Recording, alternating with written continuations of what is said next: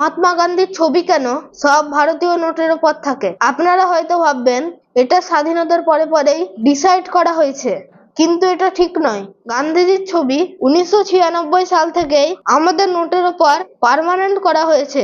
আর সবচেয়ে প্রথমবার 1969 সালে তার 100তম জন্মবার্ষিকীতে তার ছবি দেওয়া নোটে একটা স্পেশাল সিরিজ জারি করা হয়েছিল। তারপর 1987 সালে 500 টাকার নোটে একটা স্পেশাল সিরিজ আনা হয়েছিল, যেটাতে গান্ধীজির ছবি ছিল, আর বাকি নোটে অশোক স্তম্ভ বা কিষান আর স্যাটেলাইটের ছবি ছিল। কিন্তু পরীক্ষা করে দেখা গেল অ্যানিমাল আর নন লিভিং থিংস নোটের চেয়ে মানুষের চেহারা দেওয়া নোটের কপি বানানো বেশি কঠিন। আর গান্ধীজির পপুলারিটি সেই সময় পুরো দেশে ছড়িয়েছিল, সেই জন্য আরবিআই গান্ধীজির ছবি ইউজ করার জন্য ডিসিশন নিয়েছিল।